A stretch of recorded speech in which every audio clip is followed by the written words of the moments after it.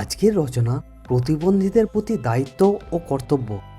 সূচনা: মানসিক বা শারীরিক প্রতিবন্ধকতা যাদের মধ্যে রয়েছে তাদেরকে আমরা প্রতিবন্ধী বলি। প্রকৃতির শ্রেষ্ঠ সম্পদ মানুষ। যে মানুষের মধ্যে অস্বাভাবিকতা কিছু বেশি থাকে, অর্থাৎ চলাফেরা বা কথাবার্তায় বেশ কিছু সমস্যার সম্মুখীন হয়, সেই প্রতিবন্ধী। কিন্তু এরাও সমাজের অন্তর্ভুক্ত। এদেরকে অবহেলা করে বা এদের প্রতি মুখ ফিরিয়ে চললে কখনোই সমাজের উন্নতি সাধন করা যায় না। এদেরকে সঙ্গে নিয়েই আমাদের চলতে হয়। প্রতিবন্ধীদের শ্রেণীবিভাগ। প্রতিবন্ধীদের দুটি শ্রেণী। প্রথম, শারীরিক প্রতিবন্ধী। দ্বিতীয়, মানসিক প্রতিবন্ধী। অন্ধ, বোবা, বধির এবং খোঁড়াদের বলা হয় শারীরিক প্রতিবন্ধী।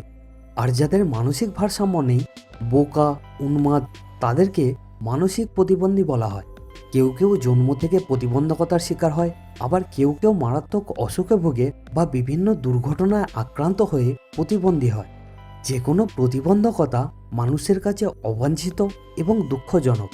শত দারিদ্র্যের মধ্যেও স্বাভাবিক জীবনের অধিকারী যে সেই সুখী। আর বিপুল ঐশ্বর্যের মধ্যে থেকেও একজন বিকলাঙ্গ বা প্রতিবন্ধী কখনোই সুখী হতে পারে না। প্রতিবন্ধীদের প্রতি আমাদের দায়িত্ব ও কর্তব্য। প্রত্যেক প্রতিবন্ধী এই সমাজের অন্তর্ভুক্ত।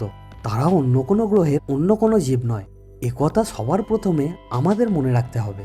অনেক প্রতিবন্ধী আছে যারা মানসিকভাবে দুর্বল হলেও শারীরিক দিক থেকে বেশি সক্ষম। তাদের সেই সক্ষমতাকে কাজে লাগিয়ে তাদের বেঁচে থাকার আশ্বাস যোগাতে হবে। তাদের পাশে থেকে সাহায্যের হাত বাড়িয়ে দেওয়া প্রতিটি মানুষের একান্ত কর্তব্য।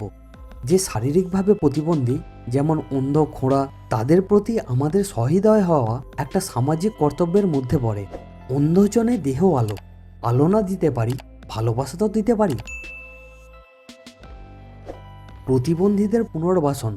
বর্তমানে উন্নত চিকিৎসাবিদ্যার সাহায্যে বিভিন্ন ধরনের প্রতিবন্ধকতার চিকিৎসা করে প্রতিবন্ধকতা দূর করা সম্ভব হচ্ছে। কৃত্রিমভাবে অঙ্গ প্রত্যঙ্গ প্রতিস্থাপনের সফল প্রয়োগে অনেকে দৃষ্টিশক্তি ফিরে পাচ্ছেন, অনেকে শ্রবণ ক্ষমতাও ফিরে পাচ্ছেন। আবার জটিল মানসিক প্রতিবন্ধী সুস্থ হয়ে সমাজের মূল স্রোতে ফিরে আসছে। তবে সুযোগ বা সুবিধা খুবই কম সংখ্যক মানুষ উপভোগ করছেন। সরকারি বা বেসরকারি নানা প্রতিষ্ঠানের উদ্যোগে প্রতিবন্ধী সমস্যা অনেকটা দূর করার চেষ্টা চলছে। প্রতিবন্ধীদের জন্য পদ সংরক্ষণ করে অনেক সরকারি প্রতিষ্ঠানে প্রতিবন্ধীরাও চাকরি করে নিজেদের জীবন নির্বাহ করছে।